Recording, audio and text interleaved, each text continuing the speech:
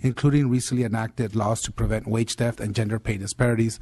I respectfully ask for your aye vote. Any witnesses in support? Hi, good morning. My name is Liz Ortega. I represent AFSCME Local 3299, which represents 23,000 University of California workers. SB 959 addresses some of the most significant social and economic challenges facing California. The Bureau of Labor Statistics has reported that the use of contracted labor has grown at 9 times the rate of traditional employment since 2009.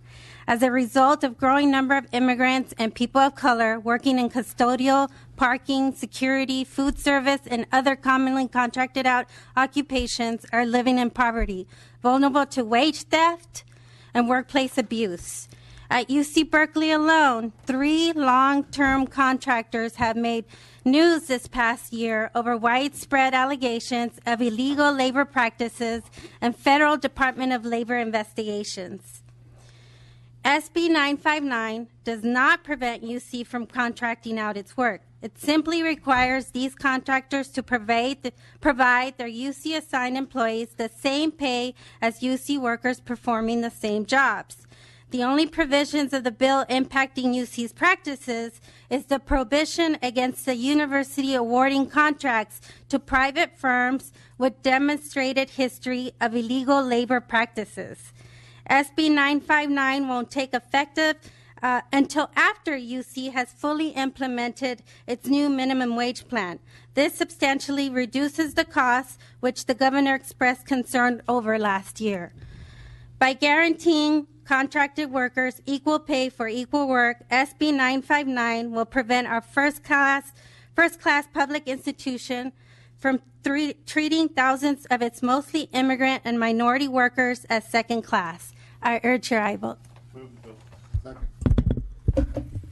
Josh Wogolka with the American Federation of State, County, and Municipal Employees. For all of the reasons previously stated, we urge your support.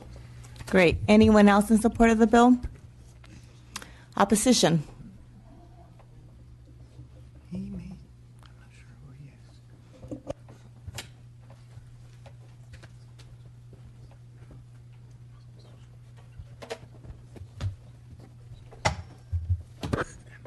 Good morning, Madam Chair and members. Jason Murphy on behalf of the University of California. We rise today remaining in strong opposition to this bill. I would point out, excuse me, that the university does not contract out solely for the purpose of saving money. It's actually stipulated in our contracts with our union employees that that is not the case, and that there are provisions in the event that there are layoffs and so forth for those employees to be protected. Rather, the university contracts out situations where we have need for special expertise or special services and so forth. I think that it was mentioned the governor's concerns with this bill last year in his veto message. I think we've been very responsive to that message. We've been able to share with previous committees as well as the author a complete accounting of our contracts in the particular areas outlined in the bill. And in addition, with regard to going forward in terms of how we're going to care for and assure that these workers that we contract with are cared for, as again was also mentioned, the Fair Wage, Fair Work plan that President Napolitano announced in July, we think goes a long way towards taking care of those concerns. With me today, I have Bill Cooper, our Chief Procurement Officer, who's going to highlight some of those details of the Fair Wage, Fair Work program. Good morning. I think a couple of things we need to distinguish about Fair Wage, Fair Work, and that, number one, it goes much further than on the application than 959 would. 959 is about contracts in excess of 100,000, where Fair Wage, Fair Work is applicable to all service contracts, all service agreements, I should say, purchase order or contract, regardless of dollar value. And since the implementation of Fair Wage, Fair Work in October of last year, we have made 8,500 agreements, approximately, all of which include those provisions. There are no exceptions to those provisions except that are approved by the Chief Procurement Officer of a particular campus. So it has to go to the top, and that's assurance that, you know, some of our folks out in the departments don't take it upon themselves to make exceptions to use contractors they have in the past. We have done a lot in the way of training and webinars. It is part of our policy. The Fair Wage, Fair Work policy is in our Biz 3 policy, our boilerplate. So it goes out with all agreements and is inclusive of everything. We also have a hotline in place, and the audit services is responsible for administering that hotline. To my knowledge, we have had no complaints that were voiced through the hotline in the course of this last year, and thus that's a good indication that the application is doing well. So we have a real concern that anything going further beyond the fair wage, fair work, and understand that that's $13 this past October, $14 in October 1st of this year, and then we'll rise to $15 in October of 2017. Anyone else in opposition? Fred Main on behalf of the Chamber of Commerce Alliance of Ventura and Santa Barbara County, which includes UC Santa Barbara, in opposition.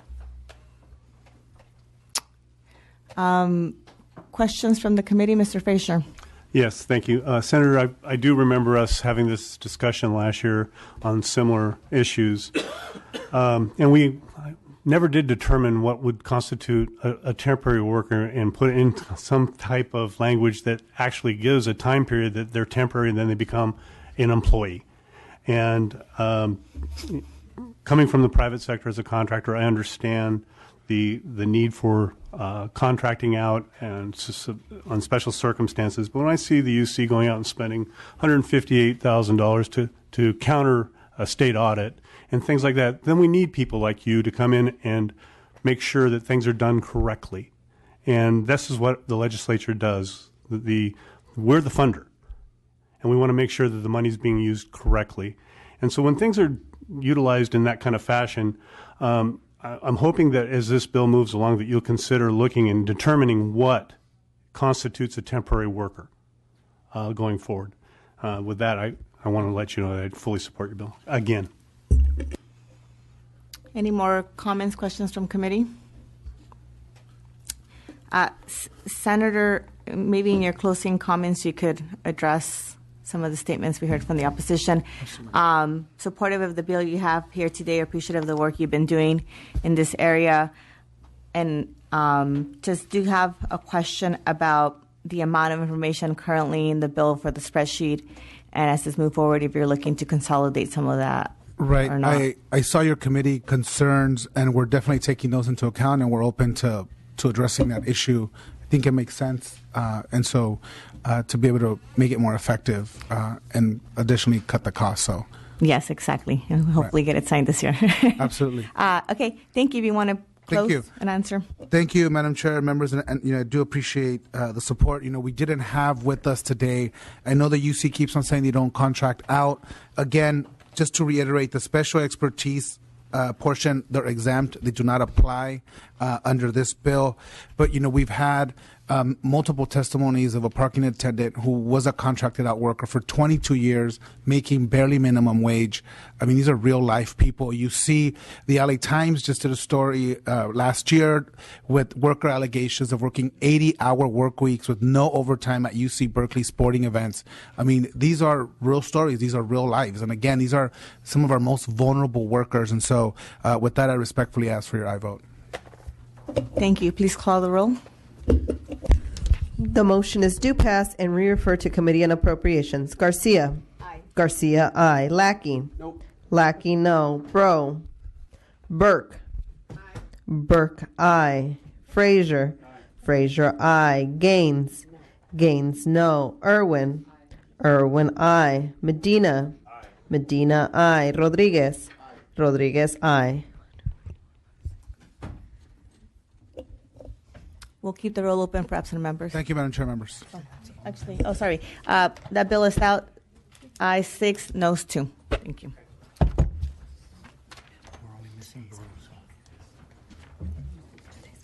Okay, that's right. I see we have our final bill presentation, Senator Wajkowski, SB 680. Thank you for joining us. Yes.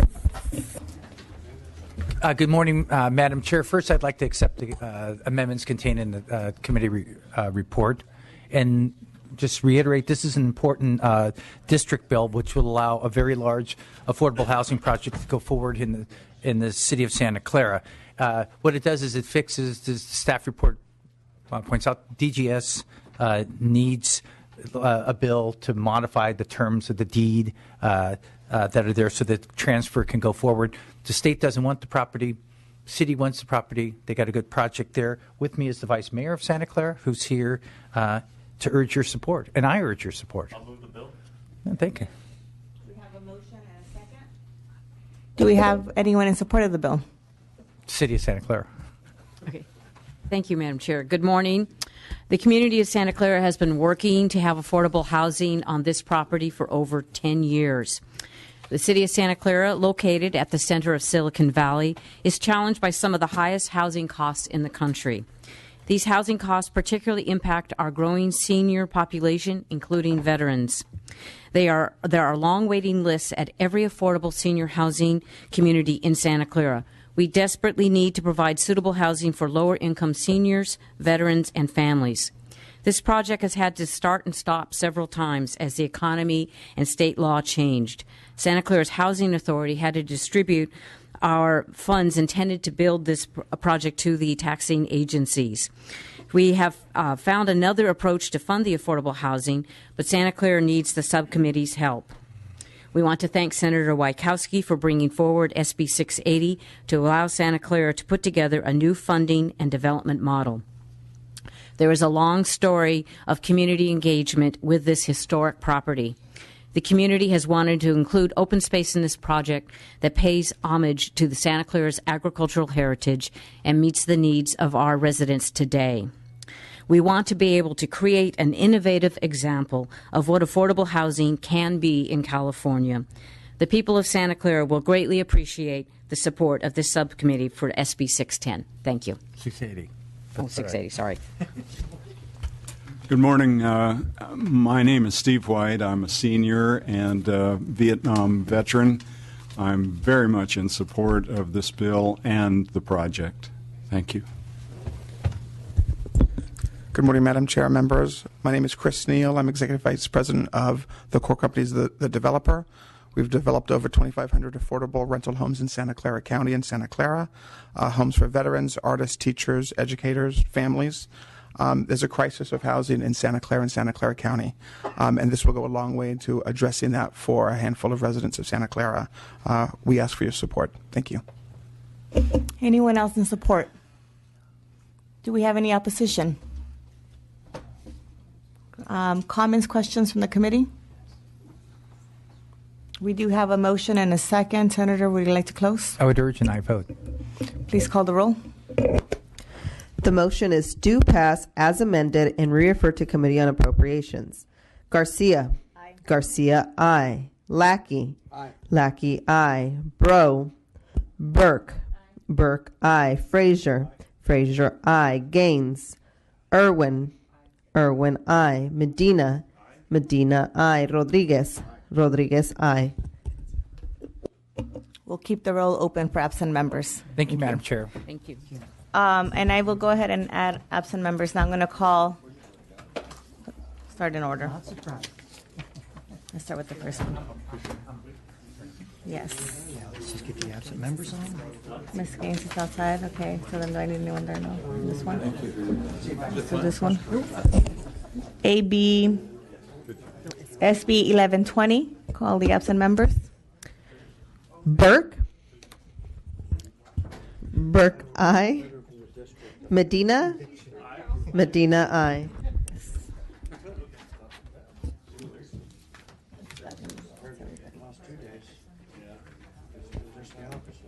SB 1120, ayes 8, no 0. The bill is out.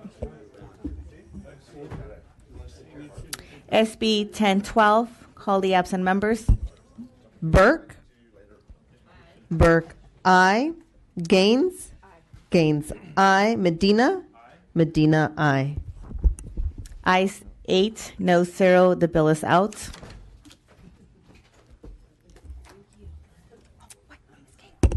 Ms. Gaines, more. SB 6. Oh, then. Not voting. Not voting. Just announce. Do the call and say not voting. SB 680. Ms. Gaines? Not voting? Not voting.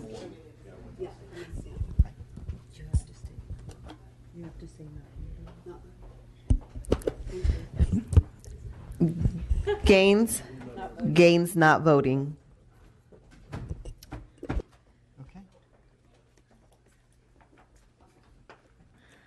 Ayes 7, no 0. The bill is out.